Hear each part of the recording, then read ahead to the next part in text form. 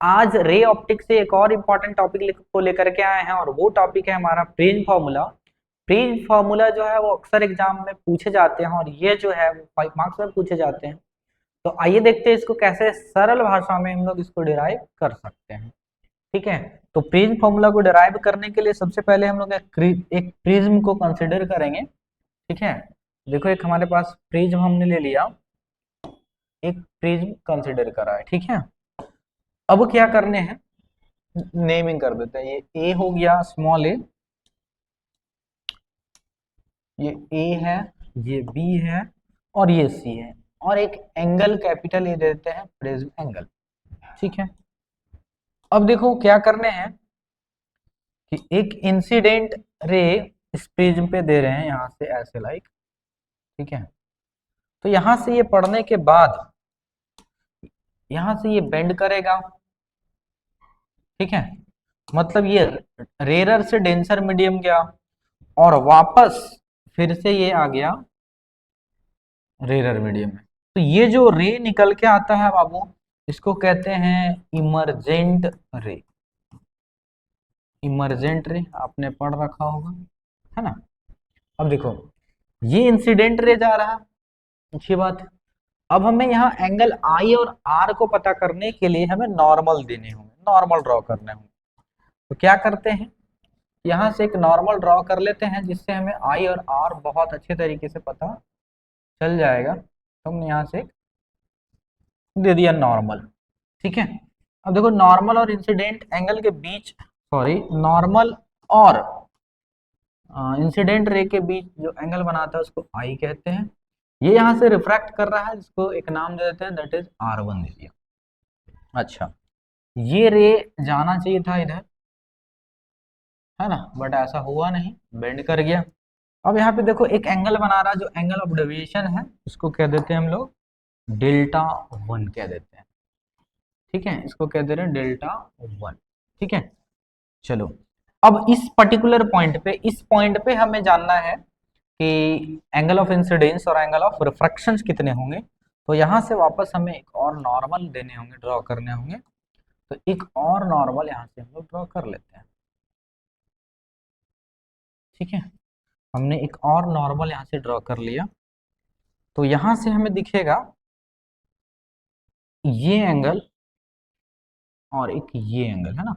ये emergent ray है और ये नॉर्मल है, तो ये जो फॉर्म करेगा उसको कहेंगे ई। क्लियर है। अब देखो, अब जरा सा ध्यान देना, ये वाला R1 है, इसको कह देते हैं हम लोग R2। ठीक है, R2 कह देते हैं। क्लियर है। अब अब यहाँ पे एंगल ऑफ डेविएशन एक और दिख रहा है, एंगल ऑफ डेविएशन एक और यहाँ पे दिखेगा जब आप यहाँ से एक नॉर्मल, एक और इमेजिनरी लाइन जब आप खींचोगे, तो यहाँ से एंगल ऑफ डेविएशन आपको एक और बहुत अच्छे तरीके से दिखेगा।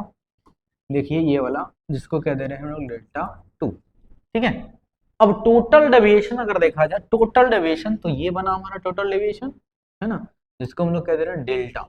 इसी डेल्टा को फाइंड आउट करनी है। क्लियर है। अच्छा, ये इस वाले लाइन को और आप मिला दो ऐसे,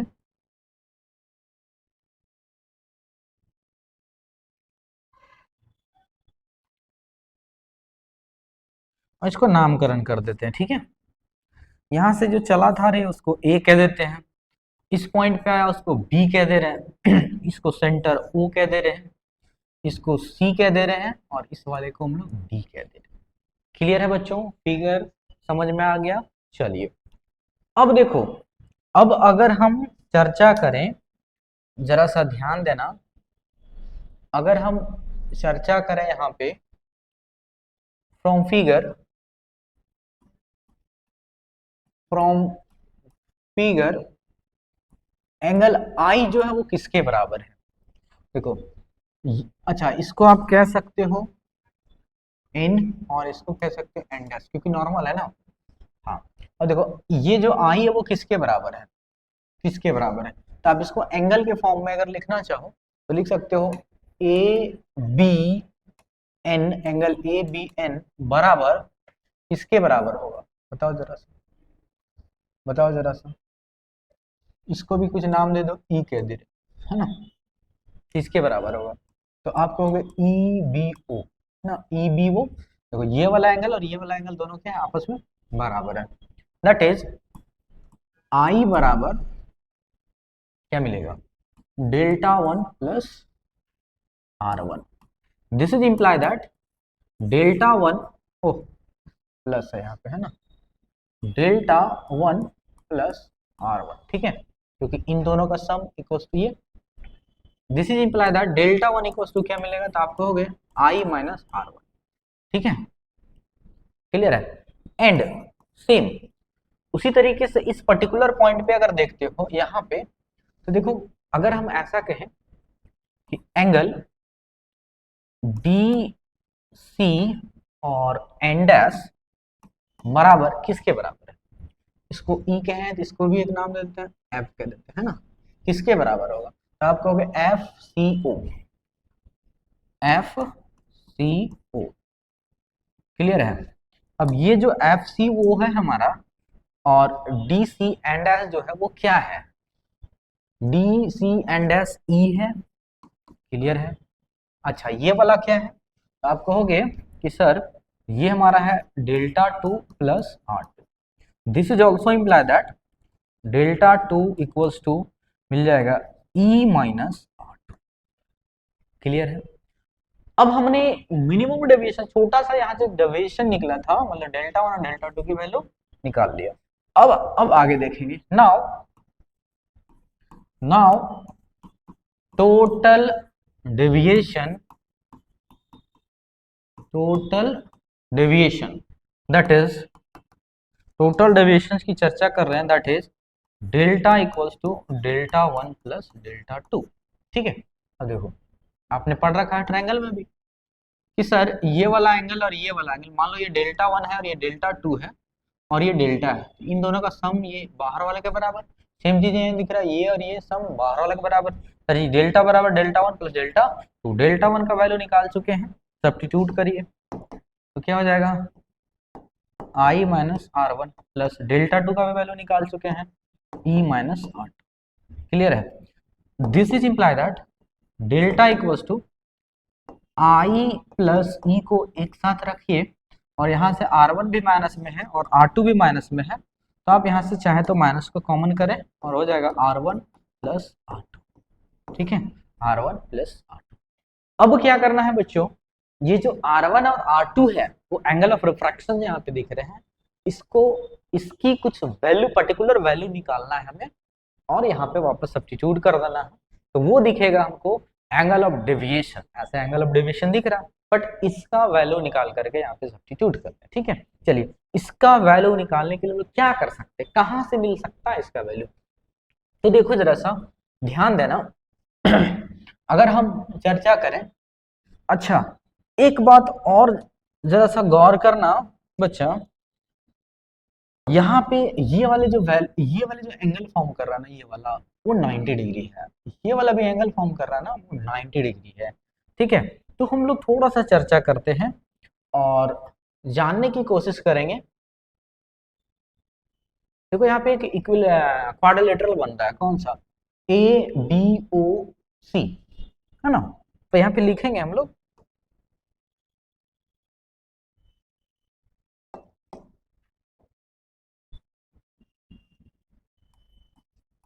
फ्रॉम quadrilateral ABOC क्या मिलेगा हमको, जरा सा ध्यान दो। अगर हम क्वाड्रिलेटरल में बात करें तो एंगल ए प्लस ये वाला angle B plus O plus C, है ना, तो हमें मिलेगा angle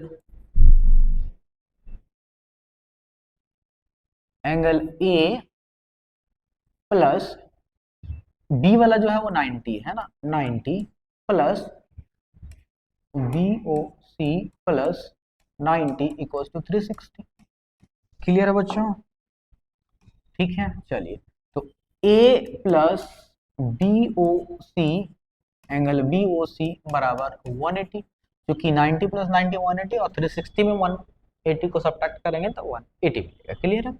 this is equation number 1। Now अब देखो बी ओ सी यहाँ पे एक एक्स्ट्रा टर्म है, बी ओ सी यहाँ पे एक एक्स्ट्रा टर्म है।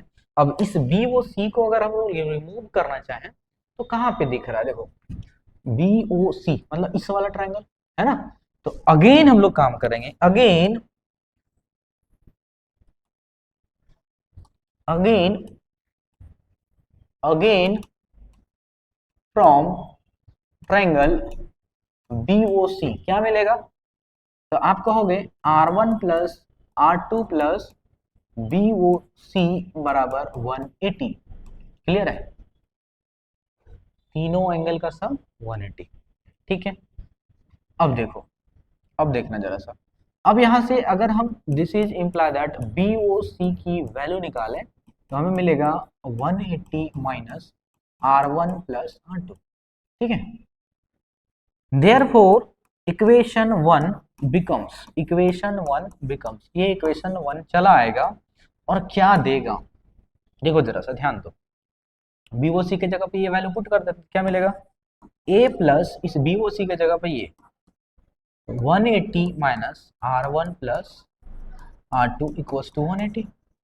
देख बाबू, ये 180 से 180 कैंसिल आउट हो जाएंगे, ठीक है, और a बराबर ये माइनस में उधर चल जाएगा तो प्लस में, मतलब R1 plus R2। This is equation number 2। Clear है यहां तक, R1 प्लस R2 का वैल्यू निकालना था, हमने निकाल लिया। अब देखो जरा सा, यहाँ पे वैल्यू हम लोग रख देंगे, इस जगह पे वैल्यू हम लोग सब्स्टिट्यूट कर देंगे। तो ऐसा करते हैं कि इसको मानते हैं इक्वेशन नंबर 1, इसको कह देते हैं इक्वेशन नंबर 2, इसको कह देते हैं इक्वेशन नंबर 3। ठीक है, चलिए बहुत अच्छी बात है। अब क्या करेंगे, अब हमारा इक्वेशन नंबर 1 ऑल्सो चला आएगा, यहाँ पे 2 कर दीजिए, है ना, ये 2 की बात हो रही थी। अब हमारा इक्वेशन नंबर 1 कंप्लीट चला आएगा और क्या दिखाएगा, now equation 1 becomes, equation 1 becomes, तो क्या मिलेगा, तो आप कहोगे कि sir delta equals to i plus e minus a, i plus e minus a, ये है हमारा, this is required, this is required deviation, deviation, ये डेविएशन रिक्वायर्ड होगा, मिनिमम डेविएशन ये है, या डेविएशन। अब इसी की मदद से प्रिंस फॉर्मूला देखेंगे। ठीक है, अच्छा आपको अगर प्रिम फॉर्मूला 5 मार्क्स में पूछता है तो इतना कंप्लीट करने होंगे, इसके आगे भी कुछ करना है। ठीक है, नाउ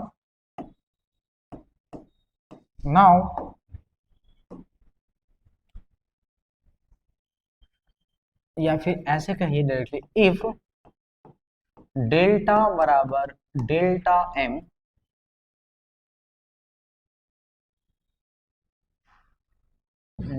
ऐसे लिखिए, फॉर मिनिमम डेविएशन डेल्टा बराबर डेल्टा एम एंड R1 बराबर R2 बराबर R। ठीक है, मिनिमम डेविएशंस के लिए डेल्टा जो है वो डेल्टा एम के बराबर हो जाएगा, R1 R2 R के बराबर हो जाएगा। ठीक है, चलिए तो क्या मिलेगा, तो देखिए क्या मिलेगा, अगर हम चर्चा करें तो इसके जगह पे देखना जरा सा कि क्या चीजें हमको मिल रहा है इसके जगह पे। ठीक है, तो देयरफॉर डेल्टा एम बराबर आई प्लस आई माइनस ए के जगह क्या है, R1 प्लस R2, है ना। It means that delta M बराबर 2i माइनस, ये दोनों वैल्यू है, अब यहाँ पे लिख देते हैं 2a। ठीक है, क्या मिल जाएगा, 2a। क्लियर है, अच्छा अच्छा एक चीज और ध्यान दो, यहाँ पे अगर हम यहाँ पे इस चीज को नहीं पुट करें, a रहने दें, तो हमको मिलेगा 2i minus a। This is imply that i equals to मिल जाएगा हमें delta m plus a by 2, है ना। ये मिल जाएगा। अच्छा, एक चीज और, also also A equals to R1 plus R2, तो दिस R1 प्लस R2 दोनों R है, तो this is imply that 2R बराबर A एंड R बराबर A/2। क्लियर है? अब देखना जरा सा बाबू, अब ध्यान दो, देयरफॉर या फिर अकॉर्डिंग टू स्नेल्स लॉ, क्या जानते हैं, mu equals to sine i by sine r. I का वैल्यू निकाल चुके हैं, आर का वैल्यू निकाल चुके हैं, पुट कर देना है, ठीक है। चलिए, क्या मिल जाएगा, आप कहोगे mu equals to sine delta M plus A by 2 divided by sine A/2। This is required prism formula, this is required prism formula, ठीक है। ये प्रिज्म फॉर्मूला का रिक्वायर्ड है। क्लियर है बच्चों? चलिए, आई होप आपको ये चीजें क्लियर हुआ होगा। अब हम लोग चर्चा करते हैं नेक्स्ट टॉपिक, हमारे पास एक और इंपॉर्टेंट टॉपिक है बाबू, जिसका नाम है कंपाउंड माइक्रोस्कोप। कंपाउंड माइक्रोस्कोप, ये भी काफी इंपॉर्टेंट है, पिछले साल जैक बोर्ड में ये सवाल पूछा जा चुका है, ये भी काफी इंपॉर्टेंट है और ये भी एग्जाम में अक्सर पूछे जाते हैं। तो देखो, इसको कैसे सिंपल तरीके से हम लोग सॉल्व कर सकते हैं, जरा सा ध्यान देना। देखो, कंपाउंड माइक्रोस्कोप क्या है कि टीनी पार्टिकल को, मतलब बहुत ही टीनी पार्टिकल को वो हाईली मैग्नीफाइड करता है, ठीक है। तो इससे पहले आपने पढ़ा होगा सिंपल माइक्रोस्कोप, तो सिंपल माइक्रोस्कोप भी मैग्नीफाइड करता है, बट ये थोड़ा सा ज्यादा मैग्नीफाइड करता है, हाईली मैग्नीफाइड करता है। इसमें दो लेंस का यूज करते हैं, तो जो ऑब्जेक्ट की तरफ रहेगा उसको ऑब्जेक्टिव लेंस कहेंगे, जो इमेज मतलब जहां से देखा जा सके उसको आई लेंस कहेंगे। तो देखिएगा जरा सा, कंसिडर करते हैं।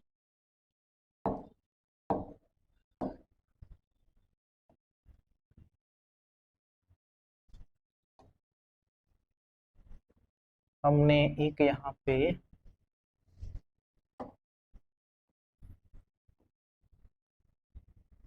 ऑब्जेक्टिव लेंस ले लिया, ठीक है, जिसका सेंटर, ये हो गया ऑप्टिकल सेंटर,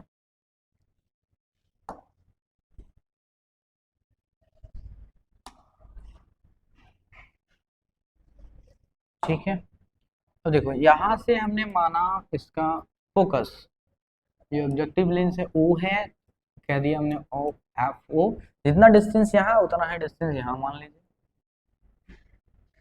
ठीक है। अब इससे पीछे, इससे थोड़ा सा पीछे हम लोग एक ऑब्जेक्ट को रख रहे हैं, रख दिया हम। अब इस ऑब्जेक्ट से इंसिडेंट रे दे रहे हैं, इंसिडेंट रे दिया हमने। अब यहाँ से पढ़ने के बाद ये क्या करेगा, बेंड करेगा, और जहां से ये बेंड करेगा वो निकलेगा कहाँ से, तो आप कहोगे प्रिंसिपल फोकस से। क्लियर है? जब आप एक पैरेलल लाइन दे रहे हो किसका, प्रिंसिपल एक्सिस। क्लियर है? अच्छा, एक लाइन आप ऑप्टिकल सेंटर से मिलाओ, तब आपको पता चलेगा कि इसका इमेज कहाँ फॉर्म कर रहा है। तो हमने एक लाइन यहाँ से मिला दिया। अच्छा, ये मिलने के बाद हमें साफ साफ दिख रहा है कि इस पर्टिकुलर पॉइंट पे इसने इमेज फॉर्म करा। अब ये जो इमेज फॉर्म किया है इसको प्रिंसिपल एक्सिस से हम लोग मिला देते हैं, परपेंडिकुलर लाइन मिला देते हैं, ठीक है। ये बन गया। अब देखो, ध्यान ये रखना है, ध्यान इसमें ये देना है कि यहाँ से लाइन जैसे जाता है पार कर जाता है, इसको कह रहे हैं C1, ठीक है। अब देखो, ये हो गया ऑब्जेक्ट लेंस। अब आई लेंस को इस तरीके से अरेंज करना है ताकि इसका जो इमेज फॉर्मेशन करे, जरा सा ध्यान देना, ये छोटा होगा और ये बड़ा होगा, है ना, आई लेंस बड़ा होगा, ये रहा हमारा ज्यादा बड़ा हो रहा है ना। ये रहा हमारा आई लेंस। ठीक है, अब क्या करने हैं, अच्छा इसका नाम हम दे देते हैं ए और बी, तो ये भी मिल जाएगा ए डैश और ये मिलेगा बी डैश। अब ध्यान दो, इसका ये जो इमेज फॉर्मेशन किया, इमेज जो फॉर्म किया है, वो ये इमेज जो है वो इस लेंस के लिए एज अ ऑब्जेक्ट काम करेगा, इस लेंस के लिए एज अ ऑब्जेक्ट काम करेगा। अब यहाँ से एक पैरेलल लाइन अगर देते हो यहाँ पे, तो ये क्या करेगा, प्रिंसिपल एक्सिस के जस्ट पैरेलल लाइन देना है हमें।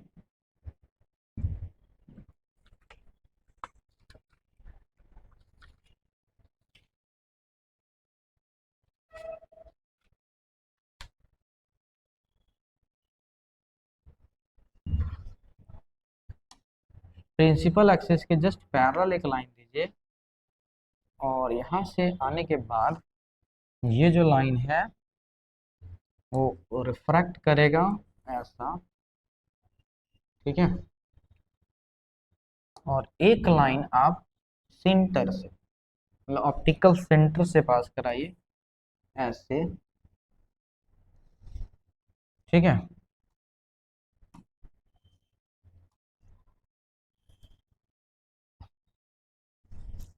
तो यहाँ पे जो इमेज फॉर्म करेगा, मतलब आई जो देखेगा वो हाईली मैग्नीफाइड होगा। थोड़ा सा ये टेढ़ा है ना। अब देखिए, ये तो इमेज फॉर्मेशन कहीं नहीं किया, ये तो डाइवर्ज हो गया ना। इसको अब इमेजनरी लाइन से हम पीछे मिलाएंगे ताकि इसका इमेज फॉर्मेशन हमें पता चल जाए।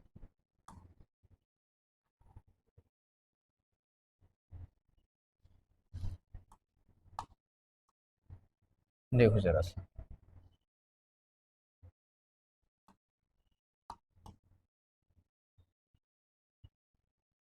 ठीक है, इसका इमेज फॉर्मेशन, इसको क्या करते हैं, इस लाइन से मिला देते हैं, एक परपेंडिकुलर लाइन से मिला दिया हमने, ठीक है। यहाँ तक क्लियर है।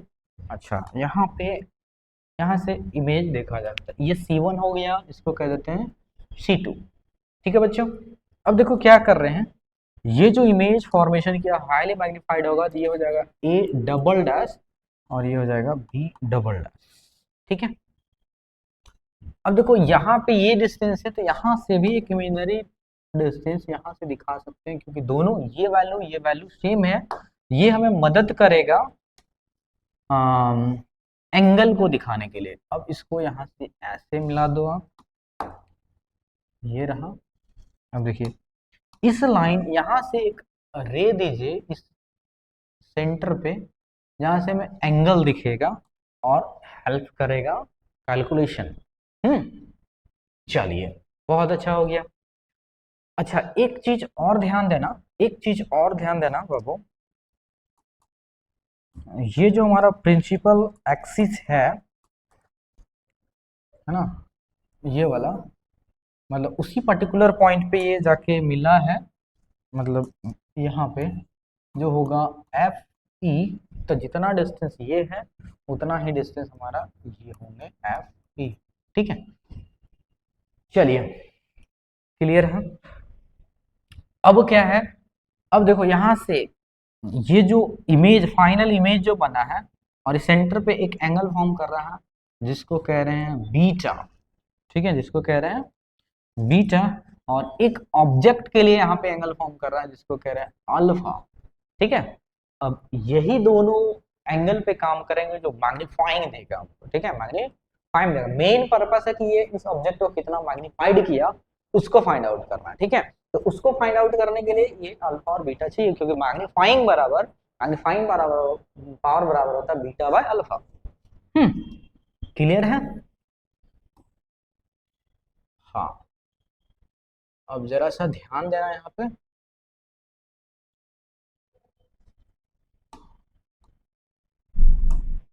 मैग्नीफाइंग निकाला, देयरफॉर मैग्नीफाइंग मतलब कि m बराबर angle subtended by the final image to the angle subtended by the object होता है। तो angle subtended by the final image क्या है, बीटा है, और angle subtended by the object क्या है, अल्फा है, दैट इज मैग्नीफाइंग। क्लियर है? अब since alpha and beta are very small, so they change by their tangent,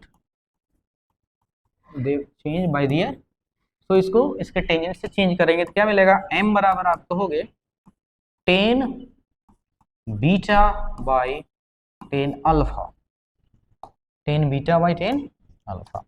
अब टेन बीटा और टेन अल्फा का वैल्यू निकालेंगे यहाँ से ट्रायंगल का यूज करके, इसको कुछ नाम दे देते हैं, इसको m दे देते हैं, ठीक है। तो देखिए बीटा कहाँ है, ये वाला है, मतलब a double dash b double dash c2, therefore from triangle a double dash b double dash c2 and triangle, एक और कौन सा ट्रायंगल दिख रहा है, तो आप कहोगे a डबल डैश m और c2, है ना, उसी में दिख रहा। चलिए तो देयरफॉर टेन बीटा बराबर, देखो टेन बीटा ये वाला है p बाई बी, देखो पंडित बद्री प्रसाद हरी हरी बोल, p by B, p angle के सामने p, मतलब कि a double dash b double dash by, ये हो गया p और b क्या हो गया a double dash c2। Clear है? चलिए अब उसी तरीके से सेम प्रोसेस से हमें निकालना है टेन अल्फा, तो टेन अल्फा क्या मिलेगा, तो आप कहोगे a डबल डैश m,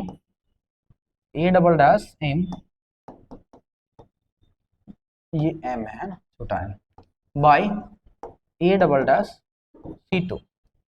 अब देखिए इसको मान लेते हैं इक्वेशन नंबर 1, तो शो फ्रॉम इक्वेशन 1, देखिएगा जरा सा, अब इक्वेशन 1 में क्या करेंगे, इन दोनों का वैल्यू पुट करेंगे, तो m बराबर मिल जाएगा, m बराबर मिलेगा टेन बीटा क्या है a double dash b double dash by a double dash c2।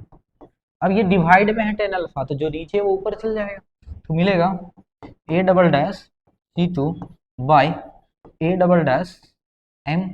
अब देखो कुछ टर्म कैंसल आउट हो रहे हैं, जो कट रहा है काट दो, ये इससे कैंसल आउट हो गया, कर दिया।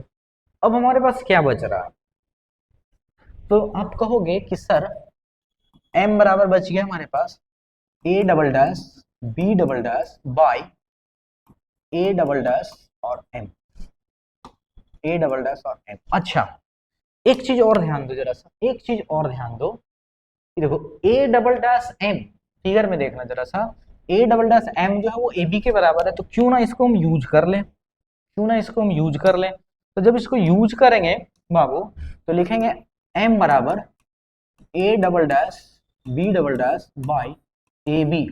देखो ये क्या दे रहा, a double dash final image है, बट उसका जो ऑब्जेक्ट था वो क्या a डैश b डैश है, तो यहां से अपने मर्जी से काम करते हैं, इसको लिख सकते हैं a double dash b double dash by a dash b dash into a dash b dash by ab। Clear है? इन दोनों को यूज कर लिए। अब देखो, अब थोड़ा सा फिगर में ध्यान दो, फिगर में जरा सा ध्यान देना है, देखना जरा सा, a double dash b double dash a dash b dash image a dash b dash object है जिसका image a dash a double dash b double dash है ना, a dash a b object है जिसका इमेज a डैश और b dash है, और हमें पता है कि हाइट ऑफ इमेज और हाइट ऑफ ऑब्जेक्ट को डिवाइड कर दे तो मैग्निफिकेशन देता है ना। तो चलिए तो उसी को यूज कर लेते हैं,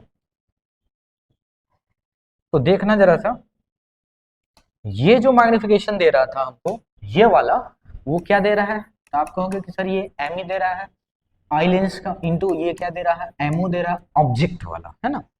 अब देखिए इसको फाइंड आउट करेंगे, दिस इज इक्वेशन नंबर, कुछ इक्वेशन हमने मान रखा है क्या, ओहो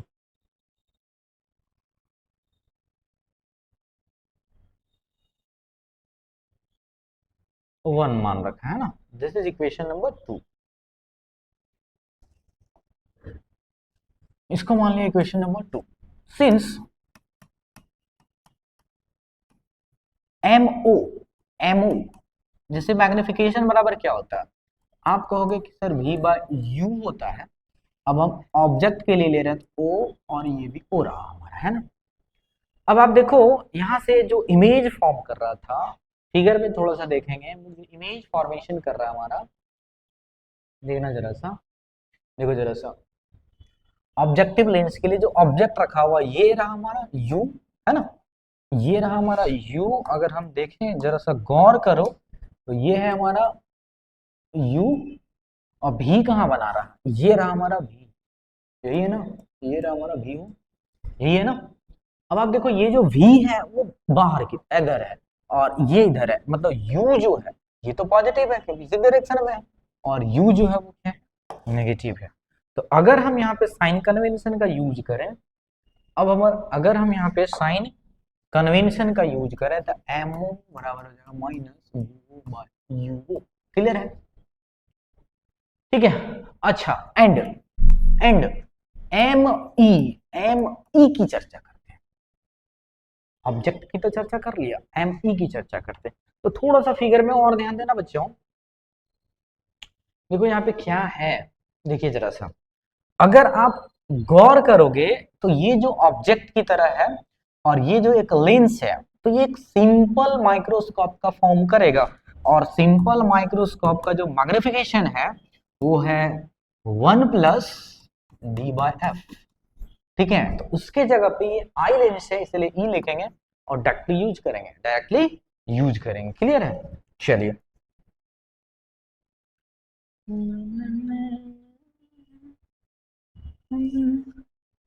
एंड एम ई बराबर 1+D/f, क्योंकि ये निकाल चुके हैं, है ना। तो सो कैपिटल M बराबर एम ई का वैल्यू माइनस VO/UO इंटू 1+ इसका वैल्यू एम ई का वैल्यू ये है D/f। This is required, this is required magnifying power, इतना मैग्नीफाइड करेगा। अच्छा बच्चों, यहां से कुछ कुछ सवाल पूछता है कि आई लेंस का जो लेंथ है वो कितना होगा। तो L बराबर UO प्लस VE। अच्छा एक बार देख लेता हूँ, चेक कर लेता हूँ यहाँ से इसका लेंथ क्या है। कभी कभी सवाल पूछता है, हाँ, तो इसका लेंथ क्या है, तो ये VO हो गया, और इसका जो है वो क्या है U। तो VO और U का दोनों का जो सम है वो हमें मिल जाएगा I, उसका लेंथ मिल जाएगा। क्लियर है बच्चों, मतलब कि VO और UE, देखना जरा सा, हम लिख देते हैं यहाँ पे। अगर आपसे लेंथ पूछा जाए तो आप कहोगे UO प्लस, ये लेंथ हो गया, है ना, लेंस की लेंथ। क्लियर है बच्चों, यहाँ तक आई होप आपको इस छोटे से वीडियो लेक्चर में बहुत ही ब्रीफ एक्सप्लेनेशन मिला होगा और आपको चीजें समझ में आया होगा। अच्छा यहाँ पे ई कर दीजिए, और आपको ब्रीफ एक्सप्लेनेशन मिला होगा। ठीक है, मिलते हैं नेक्स्ट वीडियो में, तब तक के लिए ऐसे ही हंसते मुस्कुराते रहिए और हमारे साथ बने रहिए। All the best.